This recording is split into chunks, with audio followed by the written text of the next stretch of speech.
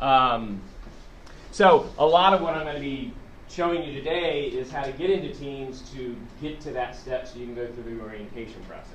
In the meantime, I'm also going to be kind of skimming through the syllabus, but I expect you to kind of go back to the syllabus on your own time. I'm going to give you a syllabus quiz to go along with it. You've got a couple different orientation assignments, of which I'm going to show you from a student's point of view how it all starts out. And I'm going to really emphasize that.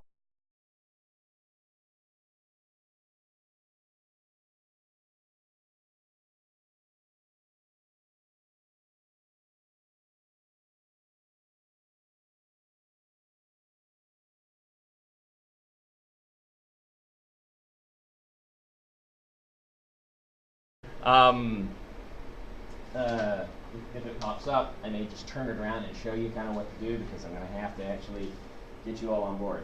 Let me first of all clarify what it is that you're in for. I'm assuming all of you are here because you're getting this for a required class, right? And you, as you will see once you log into Teams, you'll see that the online students actually have already started to respond to this question because I asked why. The first thing that I wanted them to do was to interact with a question in a conversation about why are you taking this class. You're getting all the different reasons. But most people, they're going to get the pat answer, I take it because it's a required class. I have to take it. Of course, nobody said you had to take this class, right? So that's part of the question. Why are you taking movies as narrative? And those of us who teach this class probably teach it maybe from a couple different angles, but at least my understanding of how the class is, it's a film studies class. In other words, you are going to, and it's a research and increase. So my goal is twofold. Number one, I'm going to teach you about film studies, in other words, the basic concepts of film studies. And in the process, I'm going to teach you about research and documentation. And regardless of what field you're going into, whether you are actually going to be a film studies major or you're going to go into something else, that will give you the preparation to go into a four-year university or college and succeed in a junior or senior level class in which you're expected to do research and you might have to write a lengthy research paper, which is why the culmination of this whole class is based upon primarily all geared toward this final research paper, which is a minimum 12-page research paper. So if that scares the hell out of some of you, you may want to reconsider. But you're probably going to go to another class that might have equal expectations of you. You might take a political science class, same expectations, right? Of course, it depends on who you end up taking. But I also guarantee you that if you do take this class and you succeed in this class, which is quite feasible to do, that you will be able to handle, how many of you are planning on going up to UF by chance? I will guarantee you can pretty much handle anything that they throw at you, right? And you may make it through the rest of your field, your education without having to ever write a paper this long. But you also might come into a class and they expect you to write 3 12-page papers for the semester. You don't know until you get there. And that's what this class is for, to prep you for that and to know how to go about doing research. Running through the checklist. You do have some textbooks that you need to get. One of them is this book, which is Writing About Movies. Should be in the bookstore, or you can get it wherever you end up getting books. I'm not sure whether they have the bundle over there, and for some reason my copy has been misplaced, but I've got a couple of them at home. The main book that we're going to be using is going to be Engaging Cinema. That's where you're going to get most of the content from. This is more or less kind of a supplemental book that goes along with it, but it is useful. There is some overlap between the two books, but this is more about writing. Specifically, Engaging Cinema is more or less looking at how to both read films, how to use, how to find out more about techniques for film, which is the film elements of film. We'll have a section where we go over that at some point in the semester. So you will need to get a hold of that text ASAP, because I'm going to, right off the bat, I'm going to start giving you readings on that. Those readings, by the way, will show up now that we actually have this. If you're when you come in to, I'll probably backtrack and show you some of this in a minute, but when you come into Teams, which you get there through Microsoft Office 365, which is how you might go check your Santa Fe email, you'll notice that you at least have one class in here that looks like this. And although this is the instructor point of view, this is more or less what it looks like. And if you've never been in here, it can be a little daunting, it can look a little overwhelming, but after you've played around with it a little bit, you'll be able to figure that out.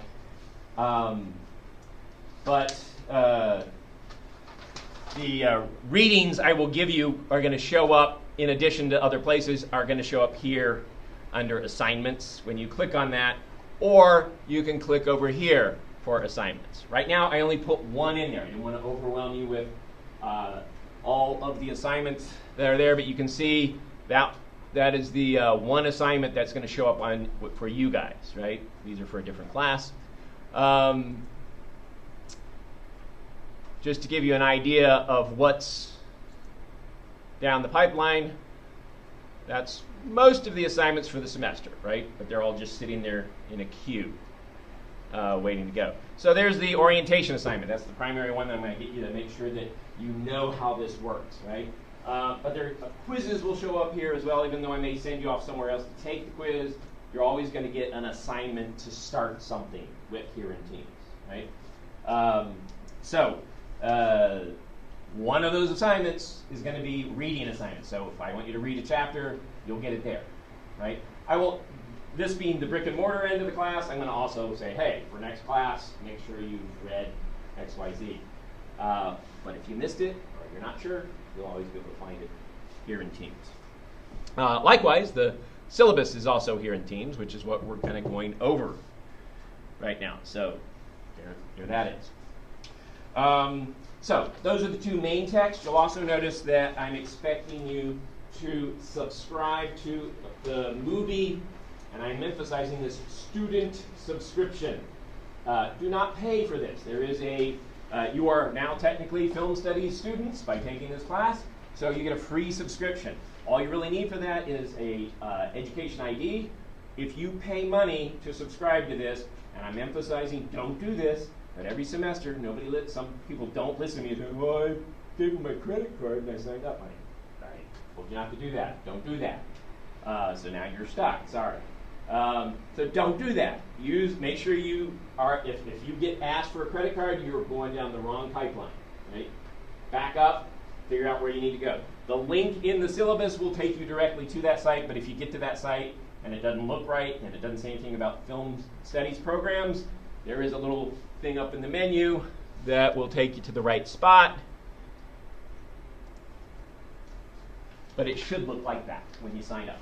If you're on a different page, or you just put in movie.com, you'll go somewhere else. This is what you need. And what it's really going to do is it's going to notice that you have an EDU site on your email, and that's what's going to activate it as an education site. It's not that much of a huge filter. When you want to graduate, I would put it as far ahead as you want. You'll get access to movie. You will find out more about what movie is, but the reason I use it in this class is you were expected more or less to do a movie review a week. Now, and you have to do it in movie. And movie is kind of like a social network style streaming site.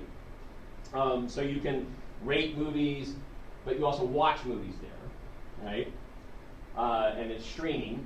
But the movies are not mostly what you're going to find in Netflix. They're going to be more art house movies, some definite what we would call B movies, or cult movies, foreign movies, movies that generally you're not going to see in most places. So it's going to expose you to some different things. The other interesting thing about movie is that it's on a revolving cycle. Every day you get a new movie, and every day another movie leaves.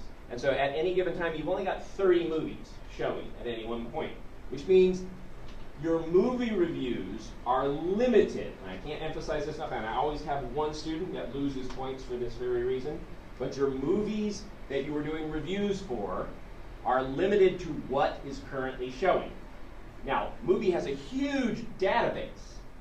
So don't just start doing reviews of, oh yeah, I saw Pulp Fiction, so I'm gonna do a review on Pulp Fiction. It's not showing right now. Sometimes it might be showing, but I don't think it's showing right now. So it's got to be showing now. That's the limitation, right? One of the purposes there is just to expose you to some films that you might not have seen. The reviews themselves should not be daunting. You are limited to 420 characters, not even words, right? Characters. So part of the point of this review is it's going to be a short, concise review. You're not going to be graded on the quality of your review, other than the fact that you should be aware that you're publicly posting this. So if you want to look like an idiot on a post, that's fine. Look like an idiot. I'm not going to grade you on that, right? Now, when it gets into the paper part, that's where I'll assess you. But as far as the movie review is concerned, as long as you're posting. Now, you are required by the end of the semester, you'll see this in the syllabus, you're required by the end of the semester to submit 10 movie reviews for full credit. If you don't submit 10, you'll lose points, right? You can also, but ideally, you've got it set up where you can submit up to 15, which means you can earn some extra credit on it. Not a ton, but enough. That it can make a difference. It could probably boost you up, maybe. If you're like borderline on a grade, that would make all the difference in the world, right? So if you just get into the habit of doing it every week. The minimum that I allow you to do, though, is you can't cluster them up. The goal here is for you to spread them out. So at maximum, you cannot have 2 movie reviews being posted in Mubi, because I check these at the end of the semester. I don't keep track of them until the end of the semester. I come in and look at it. I may periodically go in and just see what everybody's doing, but I'm not going to be going in there and marking it until the end of the semester. And if you have any movie reviews that are closer than 5 days apart, you're going to only get credit for 1, right? So that spreads you out, right? Now, if you want to stockpile them and put them over here and not post, fine. I don't care. You got 30 to choose from. You can figure out how you want to do that. If you want to do it that way, no skin off my teeth. I'm not going to see that part, but you're going to have to remember to come back 5 days later.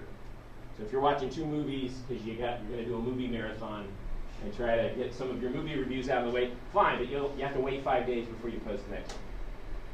Make sense?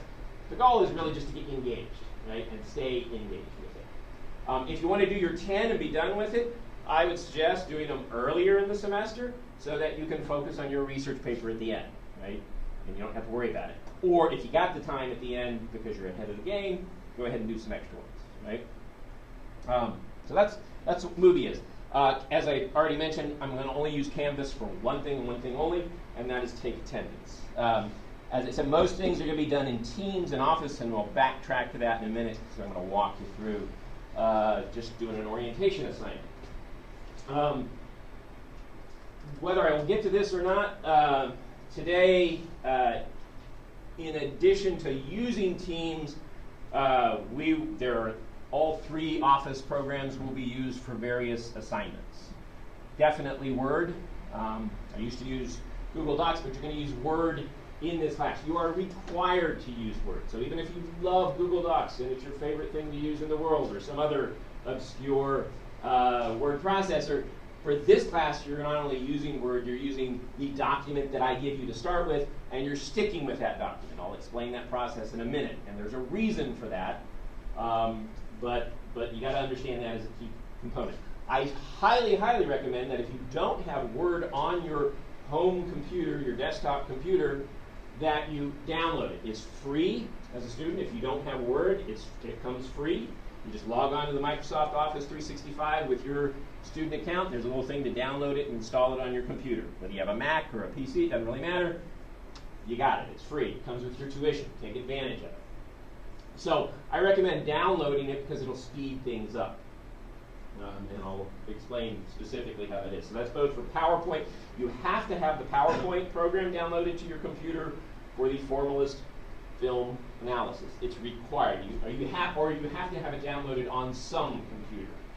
You cannot do that exercise, or at least part of the exercise, which is attaching a video file to your PowerPoint. You cannot do that without having a desktop version of PowerPoint. So you could use a campus computer to do that, and then turn around and go work on it somewhere else. But you have to attach the file using the desktop app. So I just suggest downloading onto your computer. Makes more sense. Right? It'll make your whole life easier, actually. You'll be doing peer reviews in Teams as well. I'm going to very roughly go through that today, but I'll definitely give you more information both in the classroom and online to back that up. You'll take exams and quizzes. I say exams and quizzes, that's what it's called, but pretty much they're all quizzes. The one thing I can't emphasize enough about the quizzes when I get around to talking about grades in a minute is that the quizzes are set up not to kind of really test your knowledge. Right? In fact, I see them more as tools to get you to master the knowledge. The way I'm testing your knowledge is in the actual assignments themselves, the writing assignments or the analysis assignments. That's where I'm going to really see whether you understand what an over-the-shoulder shot is if you're going to describe what's going on in the scene.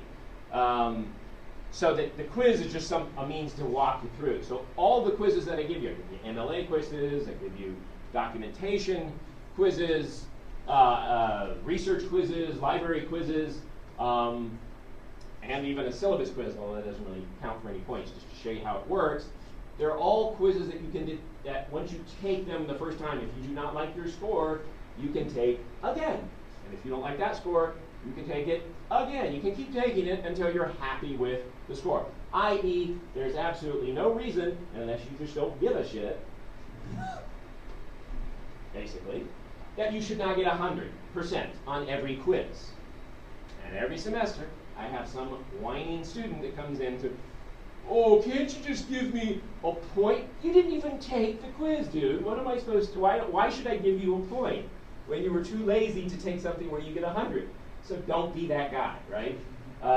So it's a given, right? And I'll talk about how the grading system works in just a minute. But with the quizzes, take them, take them, take them.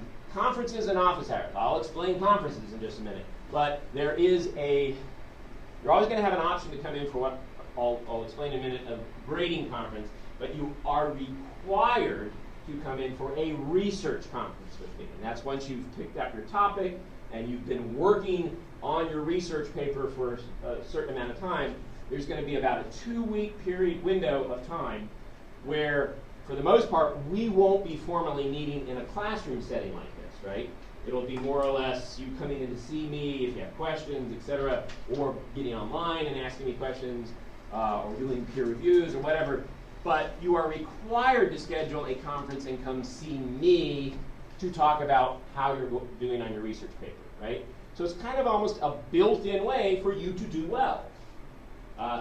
But you can't avoid it. It's a requirement. You cannot pass the class. It's kind of one of those, it's a pass or fail assignment, but you can't pass the class if you don't do it.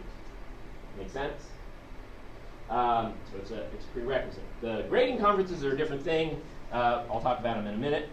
Bookings is a program that is, you don't have to sign up for. It's a separate program, but it's going to be, you won't even notice the difference because it's going to be inside Teams. But that's how you set up a conference with me, if you do want to set up if you're needing to set up a conference. Streams is software, which is probably the one reason I've moved to teaching this class online. It allows me to stream all kinds of video. So I can supply you with a lot of different video. I do not waste time in classrooms watching movies. So if you were thinking, oh, I'm just going to take these classes because I get to sit and watch movies. There's no reason to do that anymore with streaming. I can remember back when I took my first introduction to film class at the University of Georgia, we would spend time watching a movie in the classroom because you didn't have the kind of facility. That's back when the closest we had something like that was VHS, and I had to go up to the library and they had to stick it in for me to watch it, right? You don't know how good you guys got it, right? Except that maybe that's all you do. We watch a lot of media all the time. So streams is really great because I can give you anything, right, that I need to for educational purposes, and it's right there at your fingertips, right? But we're not going to waste time in class going over things that we can talk about it. We might watch a clip or something like that and discuss it. But a lot of times I will give you an analysis, and one of the things that you're going to be doing is your own analysis on a video clip So that's another tool that we'll be making use of in the class. Okay, so just be aware of these are here. For now, you'll notice that there's a Turnitin that I have down here as a Turnitin requirement. As of right now, I am suspending you having to do this, okay? Because IT is pretty optimistic that they're going to be able to, they just came out with a new attachment where they can incorporate Turnitin into Teams, which means you don't have to do anything, you just have to submit your paper and it's already going to be taken care of. If for some reason that doesn't work out, I'm going to backtrack and then make everybody sign up. But hopefully it makes your job easier, my job easier, that we don't have to do this, so I'm not going to even make you sign up. I've got a class set up for it, but you can go ahead and register if you want, but you might just be doing that for nothing, so I don't mess with it at this point. So anything in the syllabus here that makes any reference to submitting things to Turnitin, forget it. Anything that I miss, because I'm now having to go back and remove all of the instructions throughout my assignments, if I happen to miss something that says turn it in, ignore it. Right? It should be being done internally. You're also going to make, it shouldn't surprise you as being a research class, you're going to make extensive use of Santa Fe's library database. Hopefully in 1102 you already figured out how to access them, but maybe not. Everybody's mileage varies on what you did in 1102 or when you took 1102, or maybe even never took 1102. I don't know. Here's a rant that I have on textbooks. If you think these textbooks are too expensive, if you ever took a biology class recently, you know that my textbooks are damn cheap compared to what you're paying for a biology textbook. And I like my textbooks. I think they're very informative. They don't have a lot of pictures in them because this is supposed to be a research-based reading class, reading and research and writing class.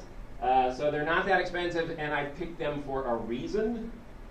So go get them and use them.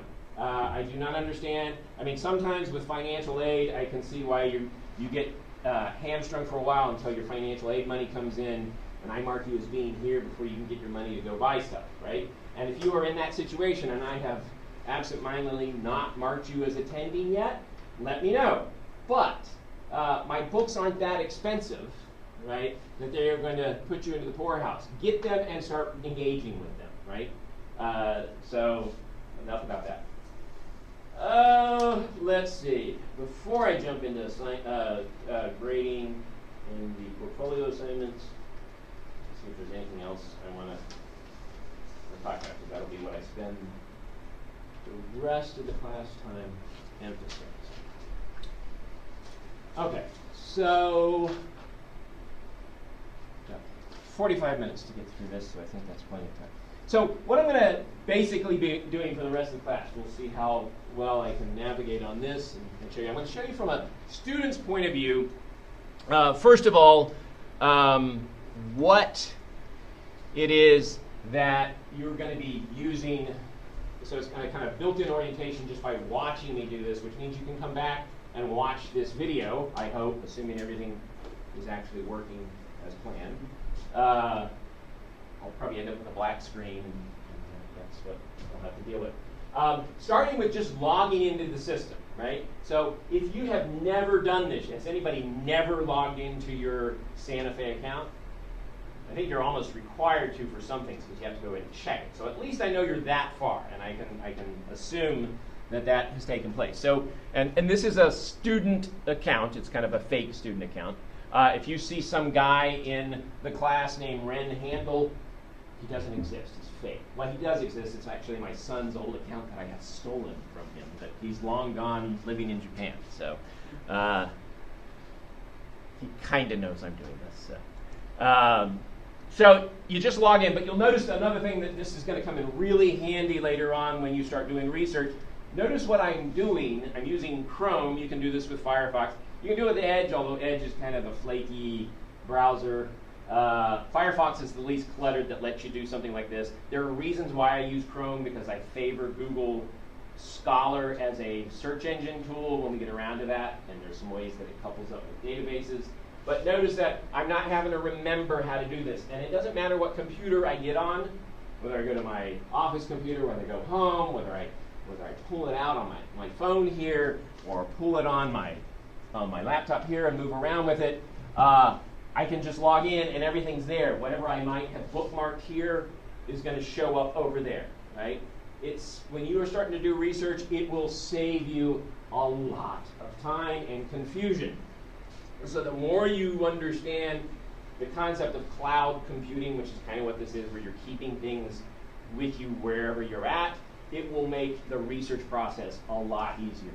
You don't know how good you've got it if you start doing research this way to know what it used to be like when you did everything with paper and books to look things up, or microfiche. Does anybody know what microfiche is?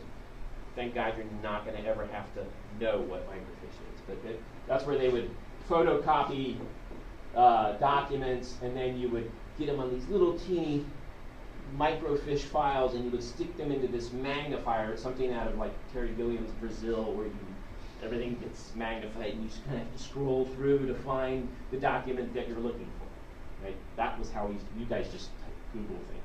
Oh wow! Look, all kinds of false information. Anyway, use this as a tool. I will give you waited too late. Long. I actually have a tutorial on how to do this if you've never done it. So it's not in there right now. I've got to transport everything from last semester into your all semester, but I've got all these tutorials set up for you to watch. So if you've never done this and don't know what any of this is, they'll be there ready to go. Notice how I'm now in the student's point of view. This is what happens when you log in, or it should happen. You'll see right there, if you want to install Office, you can do that. That's where you get to it. So if you don't have Office, start there. Download it, get that part taken care of. All of these are the online versions of this, which, by the way, you can work from there as well. You'll notice when you come in here, if you've opened a document, the most recent document is going to pop up here.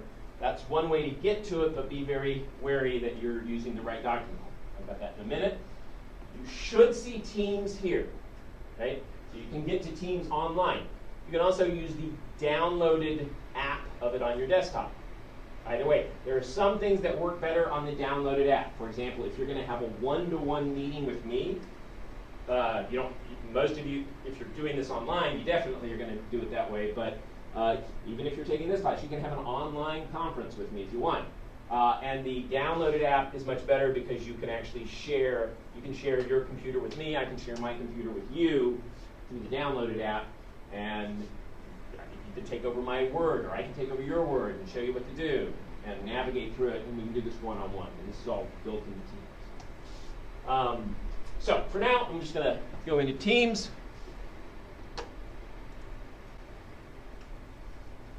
And the full scope of an assignment, I'm going to kind of just write out on the board here. But I'm going to show you where it starts and then explain where it goes.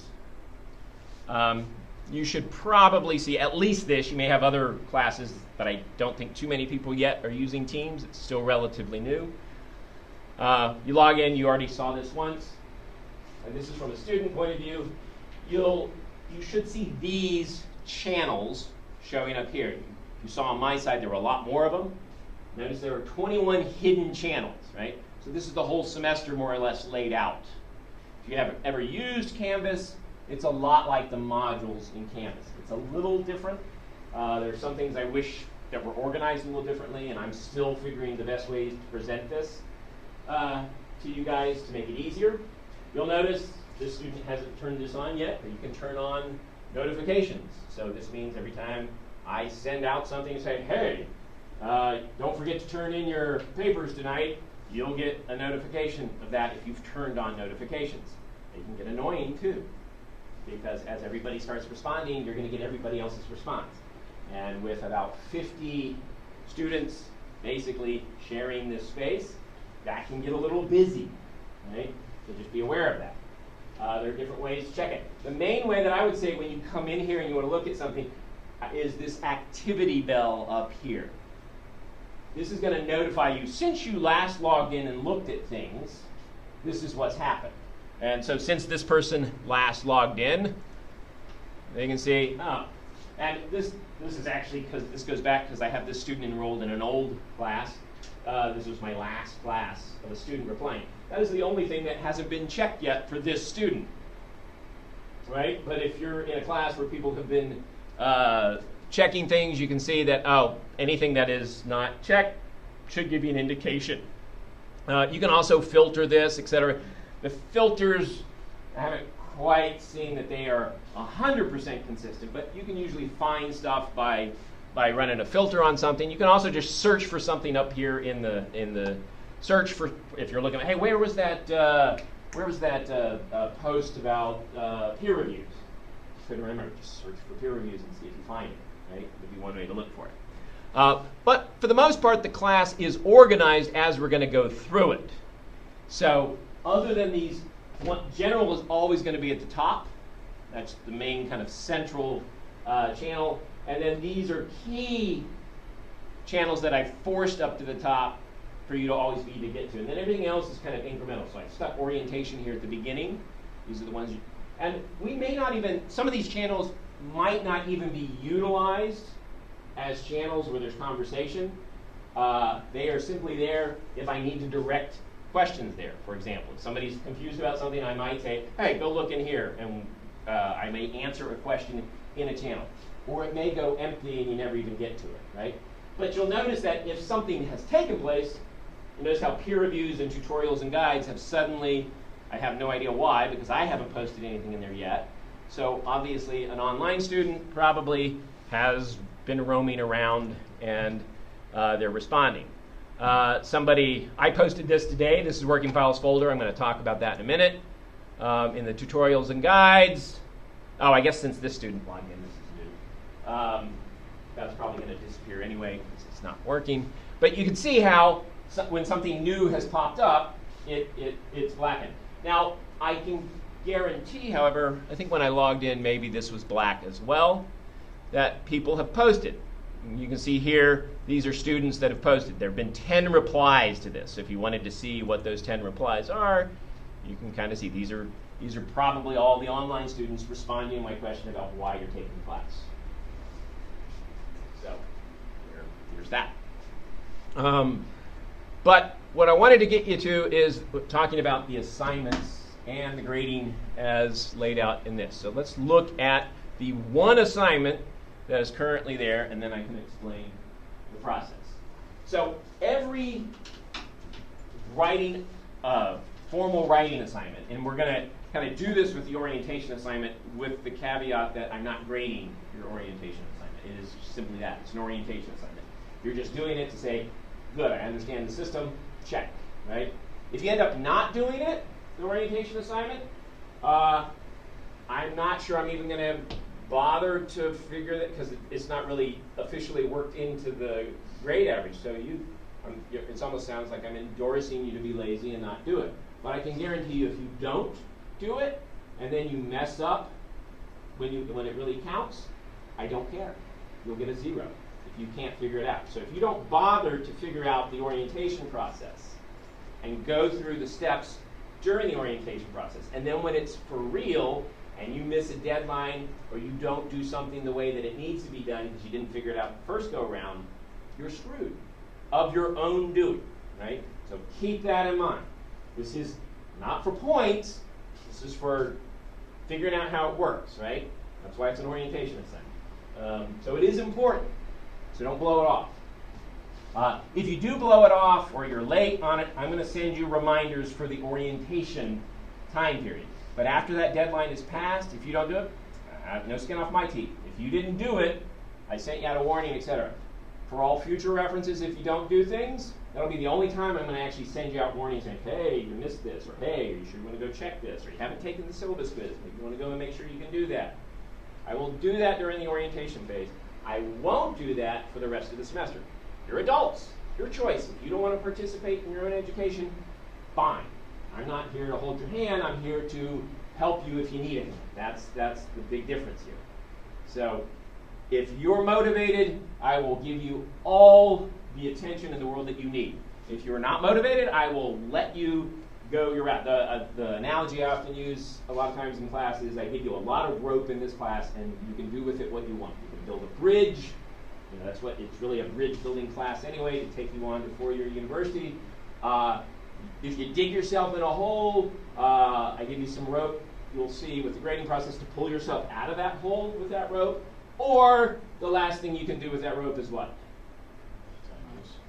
Tie a noose and hang yourself, right? And but it's all of your doing, right? It's up to you what you end up doing in the class, right? My job is just as more or less a facilitator. And that becomes increasingly more the case as the semester goes on. When you start working on your research paper, you are really kind of becoming your own researchers. And I'm there more or less as a mentor to walk you through the process. So what will happen, and some of you may have already had this experience, a lot of my colleagues in the department, in the English department, feel strongly as I do about doing the revision process, where you do a draft and then you go through a revision process and you have peer reviews along the way.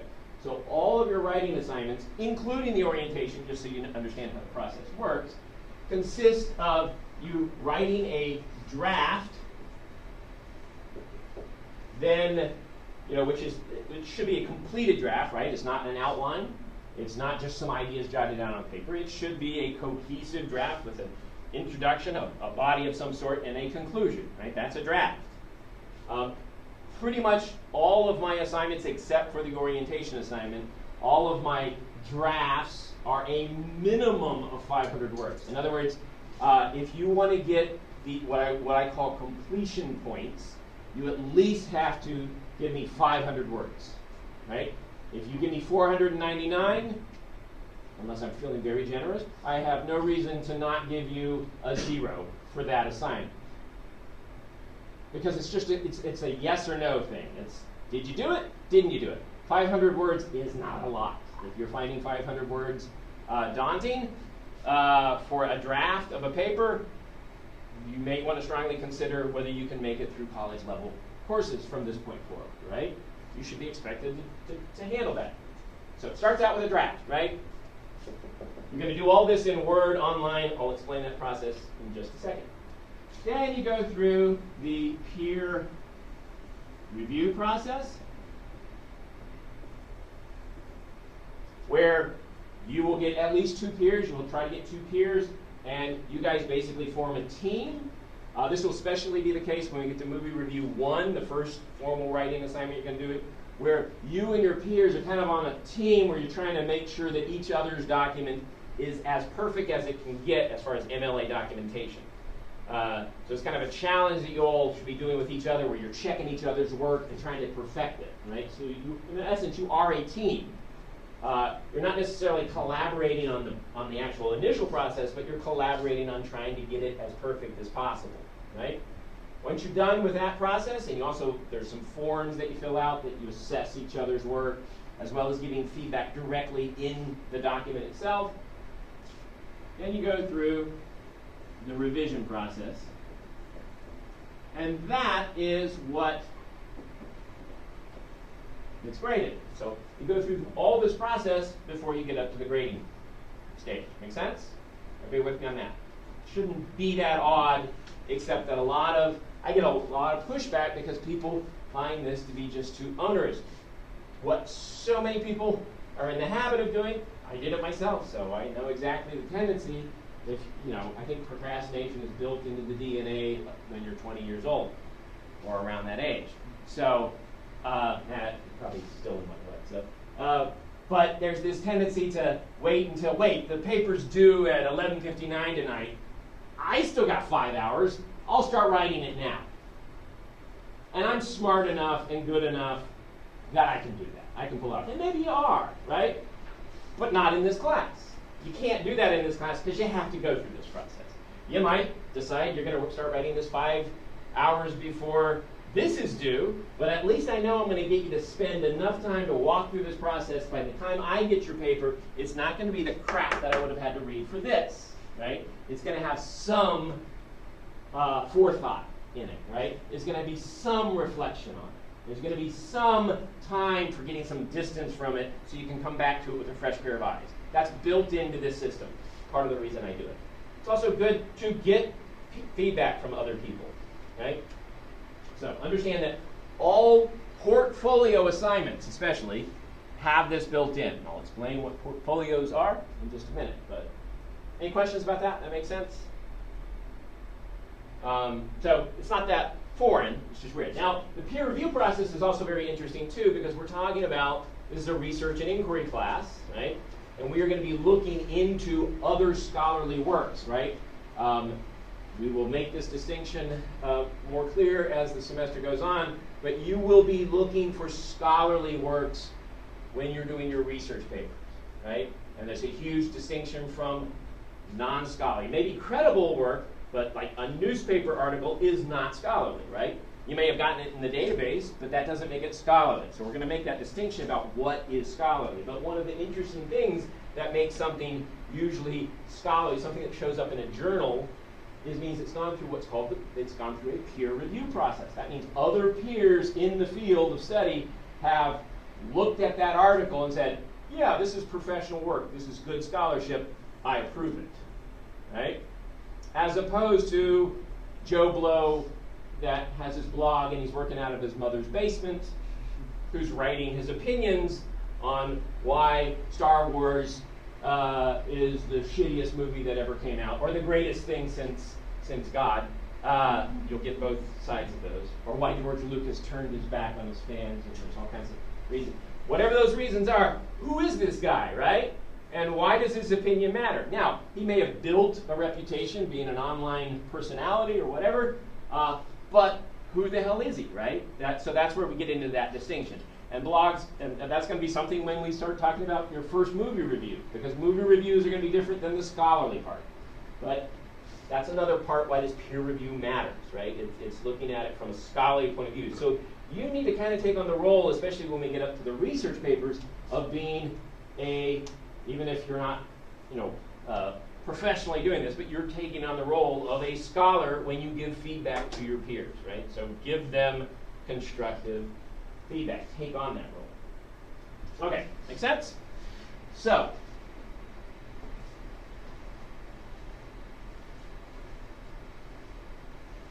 since we're here, let's look at the draft. When I talk about a draft. So, when you are given an assignment in teams, what happens, you'll open it up and you'll be given the instructions. And I gave rather lengthy, laborious instructions for the orientation because I want to make sure that if you aren't listening to me today, you're going to read it, right? And I mentioned this 3 times even in these instructions just to make sure that you get this point. But the main thing to understand when working with teams and starting a draft is understanding how it's set up and how the filing system works.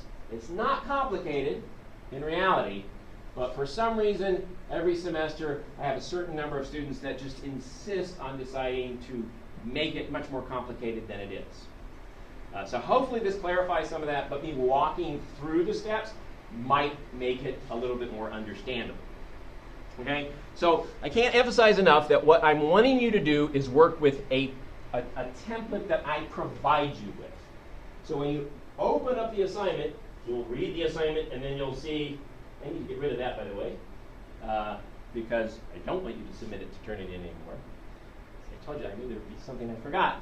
I'm going to take that out. But there is the orientation template. Now, that is a Word document, and if you click on it, and this is a student, I'm now a student looking at it. If I click on this, it is going to open it up in the online version of Word embedded into Teams, right? But it's still Word, right? And if I come in here and I start, and there are actually instructions in the document.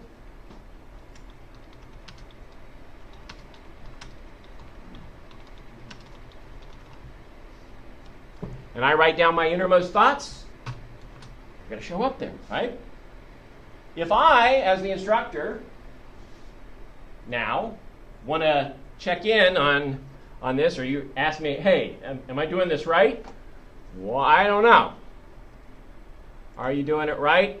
There are a couple ways you can get back to this, and I'll walk you through those from a student point of view. But from my point of view, I probably have this bookmarked somewhere else anyway, but I could go to peer review section, go over to the working files folder, or not.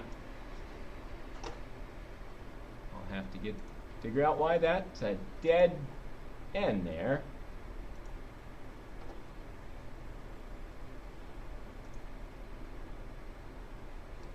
And there's bookmark. I put bookmarks for these elsewhere, but all of you are going to have a link to this folder right here, which you probably should see. Oh, your name is in there somewhere. I'm looking for this guy. And that's the only assignment that's in there right now. This will fill up as the semester goes. And I open up this, and if everything's working the way it should, this is from my point of view as the instructor, right? I have now seen that this student has written down his innermost thoughts. I can also see that he's right here, right? Which, by the way, if we're having a conference, we can look at each other's work as we're typing. You can actually see me typing as I'm typing if we're having an online conference, right? But it's the same document. Make sense? Even though the student opened it up inside Teams by going to the assignment, notice how I got to it through another place, through this long convoluted route. I'm also going to put a bookmark to that in the site. You can get to it. The folder is actually called working, you'll see this a lot, you'll get tired of, working files folder, and each one of you has a folder inside that folder. You're going to find your peers' papers in those documents too, so that's why you're going to need to know how to get there.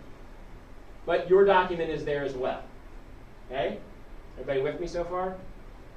It's cloud computing. We can get to it a couple different places, right? You can also, by the way, if you want to do this, and I explain this, if you care to, on your own computer, when you are in this, you can either do it here for everybody. You can do a sync, and it uses something called OneDrive to sync it up. It'll actually create a synchronized folder on your desktop. If you have to install OneDrive on your computer, which means you can get to a linked copy of this on your computer. Okay? Now, I can't emphasize enough, that's all of this stuff being linked. That is not you doing this, and this is what I cannot emphasize enough that you should not be doing. You should not be, as a student or any other position, you shouldn't be in here and go, oh, cool, well, I'm used to using my own version, or I want to work on this in Google Docs. So I'm going to save it as, and the second you get into this stage and you hit anything like save as, or download a copy, or even rename will screw things up as well. Anytime you do any of these other things, or you want to use it as an open document, file, whatever, you are creating a new copy of it. The second you do that, anybody know what happens? Who knows how cloud computing works? Like, if you work on that second document, it's not going to show. Yeah, it's no longer linked. It's out of the loop, so to speak. And so you may think you're working on that same file because, oh, I saved it. It's good. It's good. But you're not, right? It's being saved somewhere else, wherever you decided to save it. I don't know where that is. And every semester I get a student where I'll go in and say, where's your paper? Oh. And they usually can find it on their hard drive, but by that time they have gone through the whole peer review process, and none of their peers just saw a blank template. So guess what? You get no points for that because you weren't following along. And I can't give you feedback. I can't look at it. And since I'm now grading inside Word, I can't give, if you come in for a grading conference, I don't see your paper. And so what? I got to wait around 20 minutes for you to work this out before we start a grading conference? That's a waste of my time when somebody else could have had a grading conference. So don't do this, right? Don't waste your time. Figure out all this during the orientation, right? Figure out how this works. So don't do that. Notice how I can come over here and open in the desktop app. And the first time you do this, you have to have it installed. And it's going to open up Word on the computer, should. And it's the first time I've done this on this, so it may wait a second. Yes, it'll make, so if you've never signed in, it'll make you sign in.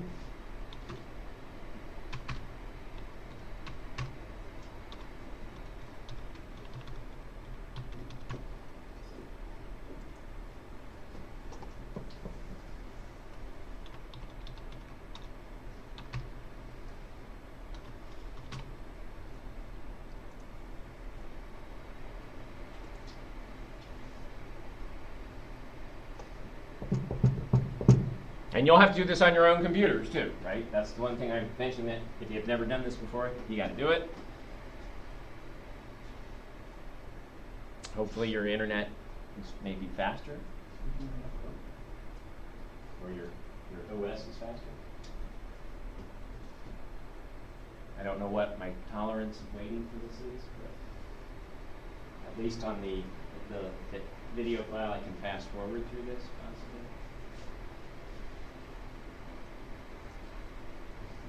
Jesus. We're all set.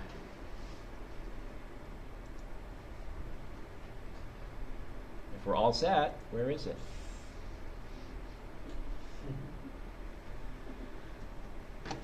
Okay. Now, see, it says write down my innermost thoughts. That's the same document, right? You'll see sometimes you'll get this protected view. You might need to enable editing, right? But now I am working on an online version of this, or I should be if I'm logged in. If you end up getting something where you have to save it like this, and I think there's been a break in the link right now, where you have to save it like this. The second that you save it, what's going to happen? It's off the cloud. You're saving it somewhere else. So don't save it on your hard drive, right? So what you should be seeing, not exactly sure why I've gotten a loop taken out of this. Probably it didn't log me in when it was sitting there piddling around. What you should see is this little icon right here. You should see like a little recycling button. That means it's connected to the internet. If you don't see that there, that means you are right now you are offline.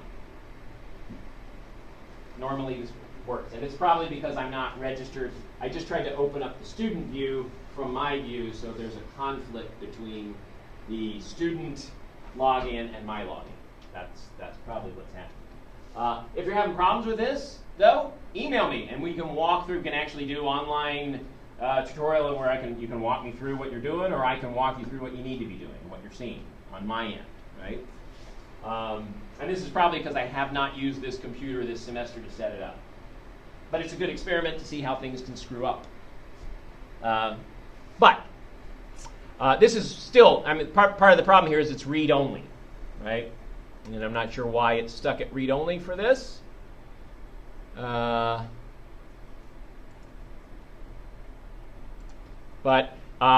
if you can't get it past that stage for logging in, notify me immediately. If I come back here to resume editing here, I'm back in the online version of it. Okay, does that make sense, at least in theory? Everybody understand the concept here? Right? So if you break it, you're going to break that link, and I won't see what you're working on. Your peers won't see what you're working on. Yeah? If you break the link, is there a way to update it back? The easiest way, because I will inevitably get somebody, now, because in reality, some legitimate issues might happen where you have no internet access, and for whatever reason. And so you can't update it immediately, but you want to get your work done, right? So that would be a legitimate reason why you aren't. So yeah, the logical thing is you work on it, and then you copy and paste it into the document, and that once you get reconnected, and that would be the way to keep it synced up. Now, the other nice thing about Word in general is you can come over, and I got to remember where it is on, because I usually do this from the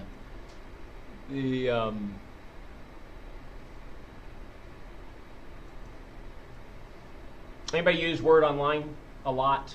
Because I tend to use the desktop app more than I do this.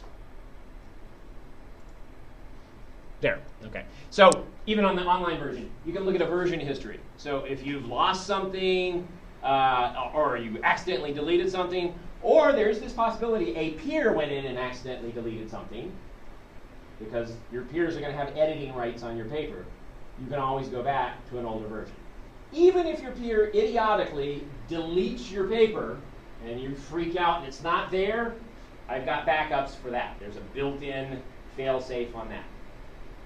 So let me know if you can't find your paper, this has happened, because inevitably one of your peers is freaking out. That will happen a lot, and they don't know what they're doing and didn't pay any attention to this section of the class, and they move your file somewhere, or they take a whole folder and put it in another folder, and you're like, where'd my folder go? Where'd all my documents go?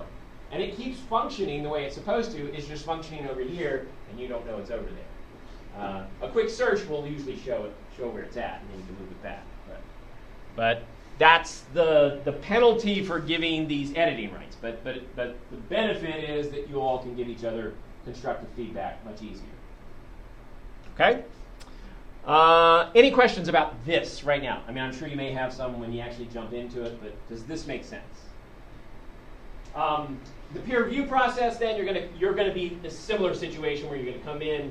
You can use commenting. There's some quick tutorials on how to do commenting, but if you've never done commenting, the fastest way, if you're a mouse person, is you can just come down here and do a new comment and leave feedback that way. That's the fastest way to go about doing this. For the first time, I normally have given my grading feedback inside Turnitin. I'm going to do it in Word, so I'm going to have some growing curves myself, trying to figure out how to best give you all feedback inside your Word documents. But it's much more immediate for you. You don't have to go to this third-party thing. You get to go into the document to see the feedback from your peers, and then when I grade your paper, you can actually go back into the original document and see the feedback. So it should be all right here. But if you break that connection, it's not there anymore, right? That's why that's so important, is keeping it all in sync. Okay, so that is the main thing to remember about working with these drafts. So start with a draft, go through the peer review, come back to revising. Now, you will notice in the assignment itself, I say when you are done with the draft, hit the submit button. Okay? There's a little submit button inside the team's assignment, and when you do, it sets off this stupid animation that it's a grab bag, what you're going to end up with. Sometimes unicorns jump across the page, sometimes balloons are released, whatever. They're gearing part of this toward the primary education market, I assume.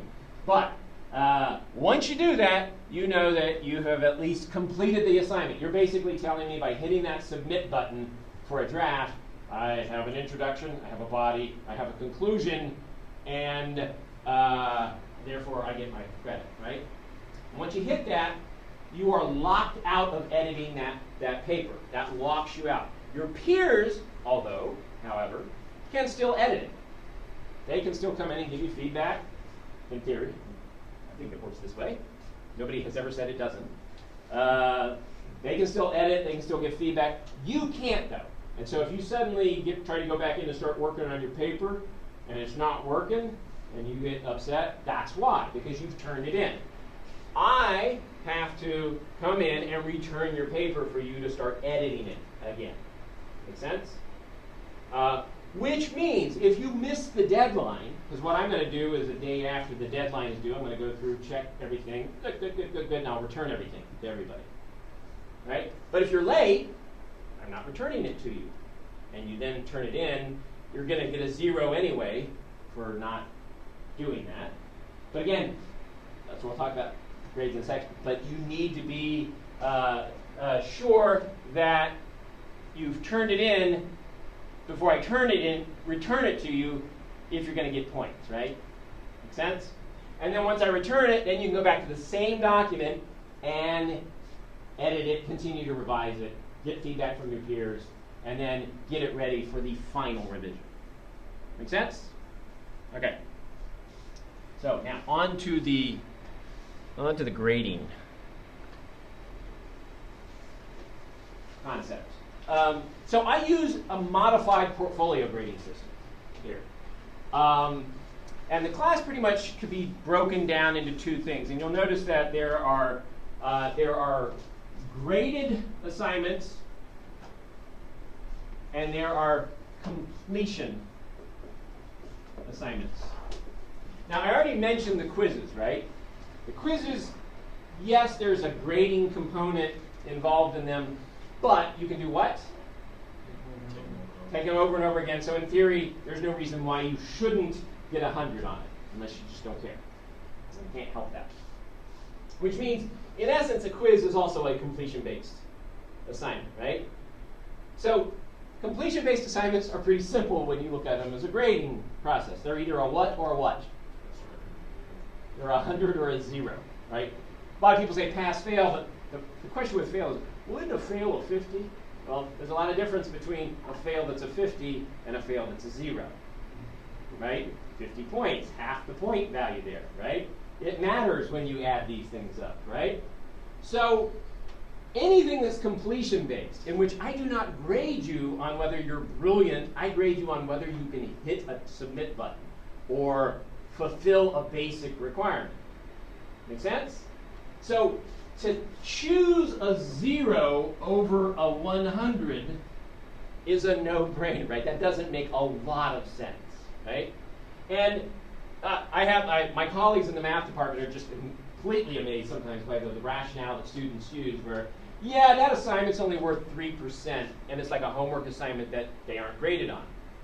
3% of a grade value in a class is all the difference between an A and a B, a C and a D, right? That's a huge margin, 3 points off of your whole grade, but you think, no, this other thing over here where I'm getting graded, that's worth 20% of my grade. But you're probably going to get, you know, if you're doing halfway decent in class, you're going to get anywhere between a 70, maybe an 80. But that 10 points difference is a lot less than those 3 points sitting over here, right? Those 3 points that you blew off mean a lot more than a letter grade on a bigger assignment if you do the math, right? Which, ironically, in a math class, they don't. And this is English, so I'm expecting you to do some math here. I'll actually ask you some math questions in the syllabus quiz, to a degree. You got to kind of figure out what I mean, but I'm going to kind of explain how this works. So this is a basic thing that you got to remember. It is insane not to do movie reviews, right? Doesn't make any sense not to do minimum movie reviews. The peer reviews themselves are not graded. I could ding you if you just do a shitty job on them, like if you don't do minimum expectations of feedback. But for the most part, if you're giving solid advice to the best of your ability, you're fine. You're going to get points for that, right? Submitting a draft on time, as long as you've got 500 words, introduction, body, conclusion, you'll get points, 100%, right? And yes, they don't add up to a huge hell of a lot, but altogether they do. They make a difference. So if you blow any of these off, you're basically saying, I prefer a 0 over 100. So remember that right off the bat. Right? The graded assignments in this, you'll have 2 graded assignments that are just straightforward graded assignments, in which you, at the end of the process, you submit a draft, you submit a final draft to me, and I grade it. That's the formalist film analysis, which is a PowerPoint online presentation. You'll still go through a peer review process with that, but once you submit that, I will go in and I will grade it. I got a rubric for it, and I grade it, and you get a solid, hardcore. So we'll put that over here. The formalist film analysis. That gets a solid grade. And the research bibliography, which is worth, I think the formalist film analysis, you can double check me on this, is now worth 7.5% of your grade, I believe. And the research bibliography is worth 5% of your grade, right? So those are the straightforward, once you submit them, you get a grade. You get feedback and you get a grade. Okay? Everything else, the movie review 1, the movie review 2, the literature review, and the literature review, right? Those are the 3 primary portfolio assignments. And then ultimately your research paper. They're all part of the portfolio process. Has anybody ever been in a portfolio class? What does it involve? You pretty much just save all your assignments from the semester, and you just put them in order, put a cover sheet on it, and then turn all that in. And it depends on the instructor, but sometimes they will assess your best work, or you're even supposed to pick out your best work and say, this is what I want you to assess me on. I think this represents my best work. But the problem with that in this class is the culmination for this class really is the research paper. You'll notice that it's heavily weighted toward the research paper already, right off the bat. But I also don't want to penalize you, right?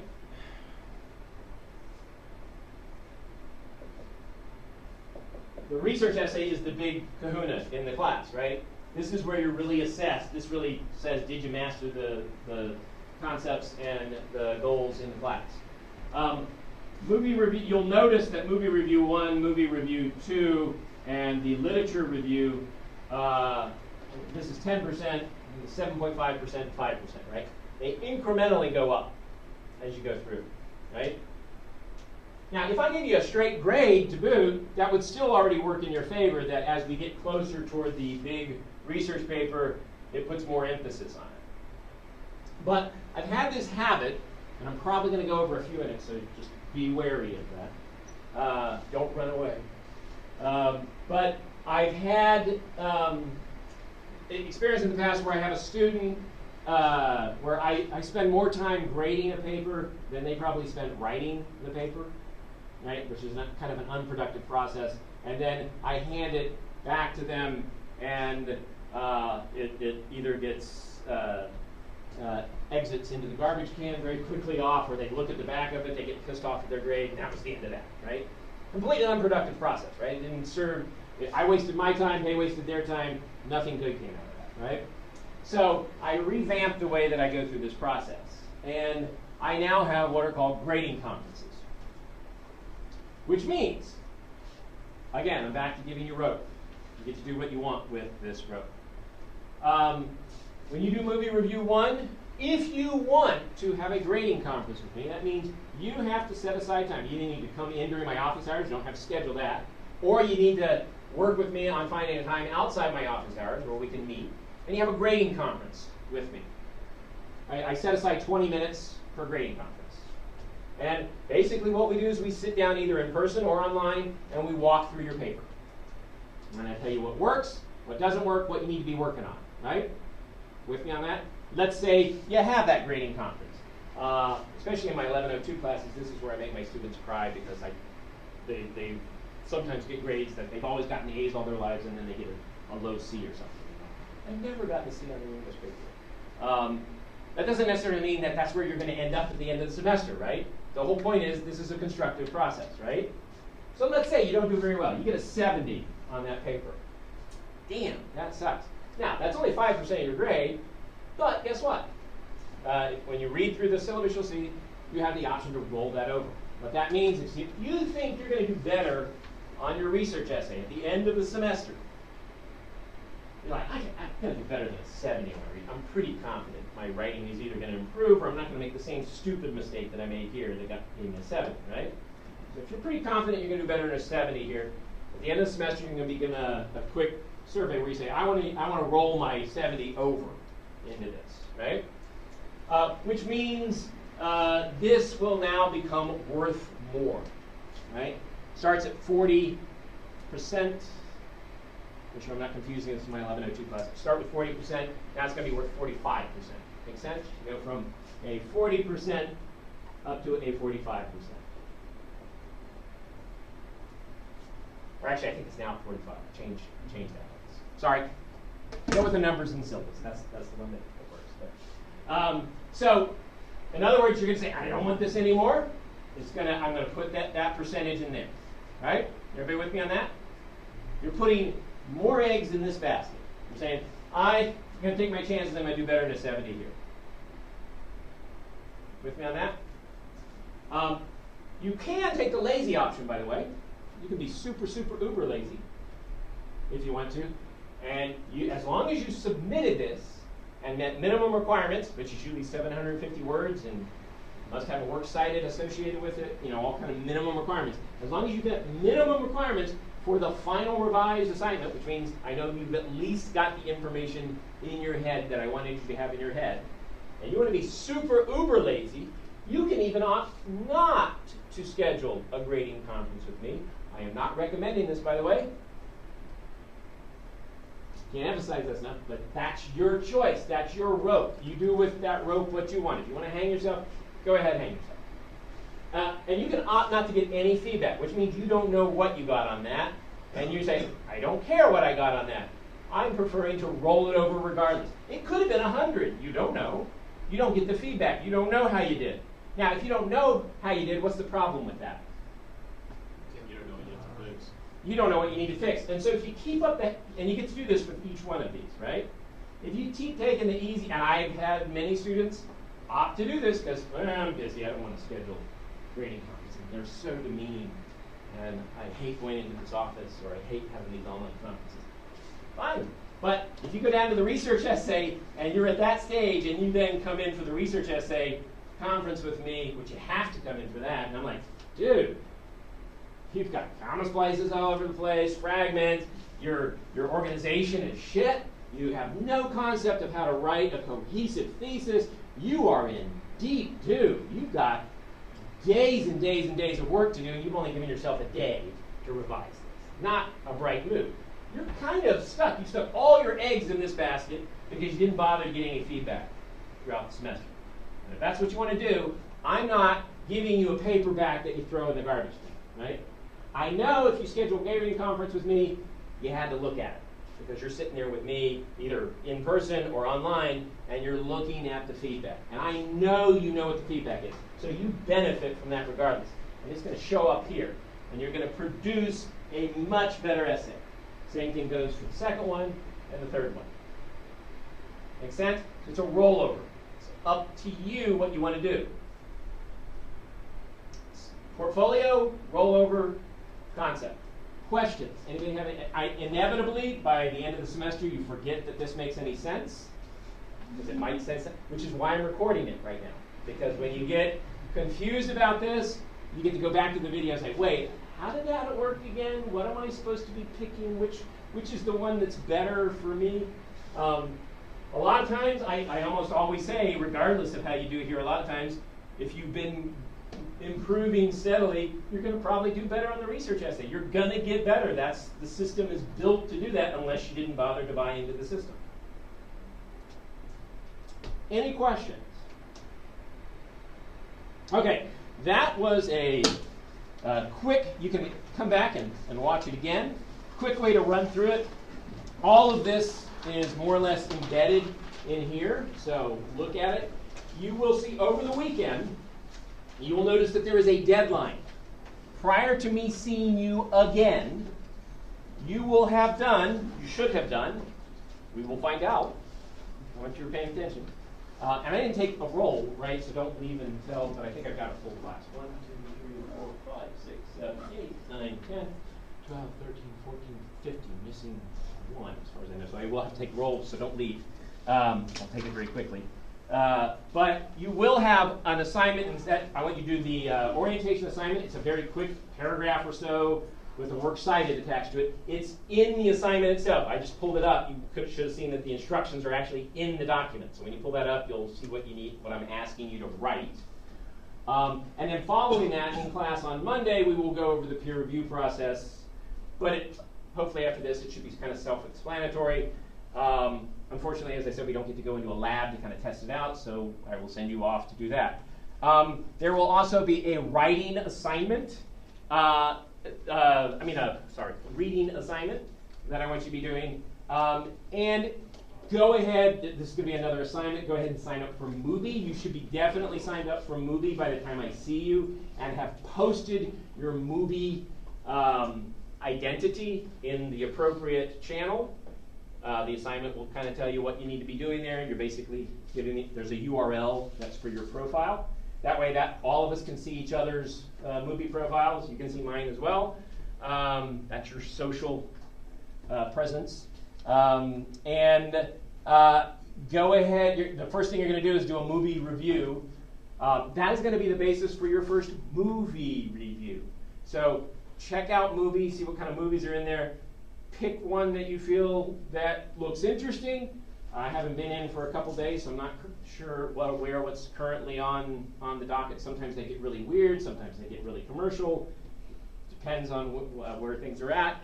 But pick something that looks interesting, and that's going to be the basis for your movie review, but you're going to start by writing a movie review. So that assignment will also be posted, which basically is a 420 character movie review. Very short one, but that's going to be the basis then for your first movie review draft.